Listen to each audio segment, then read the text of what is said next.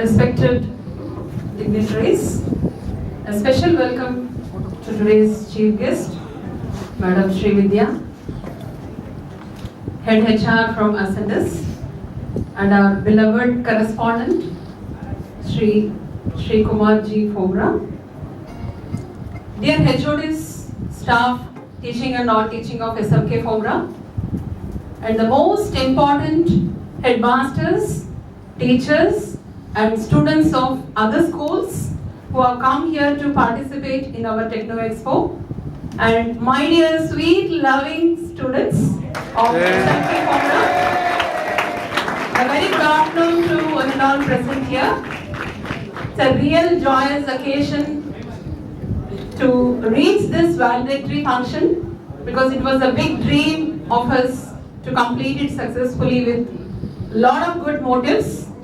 This Techno Expo 2015 is being conducted in SMK Fogra Institute of Technology every year, and the prime motive of conducting the Techno Expo is to give exposure to practical knowledge. I think every one of you will accept the two types of knowledge, theoretical and practical, which you learn in different ways. But one can achieve success only with a combination of theoretical and practical knowledge. I hope the students who have participated in the competitions would appreciate that they have learned a lot when they do a working model. Yes? Because you will be coming across a lot of failures until you reach the success. You will be trying different methodologies, whatever you have learned theoretically, and you will be implementing them practically, and finally when you get the success, when you get the output, your joy will know no bounds. It's really a loving experience, lovely experience, and you will love to learn a lot by doing a lot of things practically, because we learn a lot when we do certain things practically. And how this is going to help you in your long run. So when you do something practically, you apply your concept whatever you study, because the theoretical concepts are taught by the experienced teachers, because the teachers are experienced and they teach you. But if you have to become experienced, you need to do them practically and understand. So this is what is the main thing what we want the students to imbibe, because you're all the small children who are the future citizens of the country, where the country is looking forward for a lot of things from you all. As Abdul Kalam keeps saying, like, a dream is what everyone should imbibe, and dream is nothing but, it's not the one which comes in your sleep, but it should not allow you to sleep. So this comes only when you want to achieve something. I think when you do these practical models, you would have taken a week's time or 10 days time, and when you're working on it, I think before the next day comes, in the night when you're sleeping also, you'll be thinking like what I should do, what modification if I do it will work. So this type of thoughts will run in your mind. So this is what will bring in a lot of creativity in your work. I think you know the difference between creativity and innovation and invention. Creativity is nothing but the thought. It will not cost anything. Whatever you're thinking, like I need to improvise something in this. So that is the thought, and when you implement that, it becomes an innovation, and if it is a new thing, it becomes an invention. So these are all the things which we expect from all you youngsters. And if I tell you a story like how this practical experience is going to gain everything in your future. Like there was one mechanical engineer, he owns a big company, he's a multi-millionaire, and he was going in his car, and his car stopped somewhere in between, and he was trying to do something to rectify the fault, and he wanted to travel further. But he was unable to identify the fault, and he was calling someone, and they referred a person, and the person came with a small bag in his hand, and he was with a normal dressing. He was even feeling like he's a mechanic like that. He came, he checked everything, and then he tightened a screw. He just used a spanner, he tightened something, and then he was able to run the car. Then he asked how much I should pay. He thought it will be something like 50 rupees or 100 rupees. But he gave a bill of 1000 rupees. So he was asking like, what did you do? You have not even replaced a component and suddenly you are charging me this much. He said, the price I have given a splitter. The application of that, it costs 1 rupee, and my idea costs 999 rupees. Only I know where the fault is. You are not able to do it. So unless or otherwise, I could identify where the fault is, I could not have repaired. So what I have help you. So this is what is the value of practical. So though he was a mechanical engineer, he runs a company, he doesn't know the downline. He may be running a company, he may be a CEO, he may be handling so many people under him, but he don't know the actual work. So actual practical work should be known to everyone. Unless or otherwise you practically do it, you will not be able to understand how it should be done next time. When you start doing, definitely you will have to undergo a lot of failures. You will be doing a lot of mistakes. The same thing is applied in your life also. Only by mistakes we learn. So doing mistake is nothing but you learn from that. So you will learn and you will not repeat the mistake once again.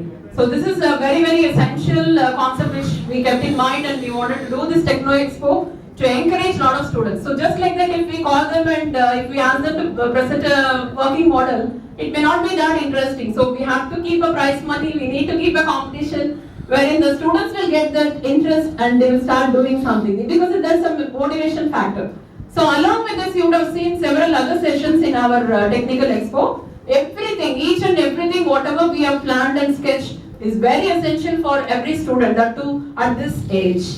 I think you would have gone through the career guidance workshop, where you would have been thrown a light on what is engineering and why we need engineering, and don't have to discriminate or differentiate between the different disciplines of engineering. Each and every engineering discipline has its own value. We cannot survive with one particular discipline. It is interdisciplinary. Everything requires the other person's help. So I think our faculty, Mr. Jevi, would have thrown a good light on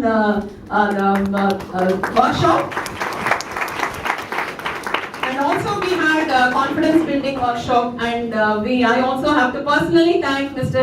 Samuel for this, where he had given a Spark workshop. For all the plus 2, plus 1 students, I think you would have got the ultimate benefit from this workshop.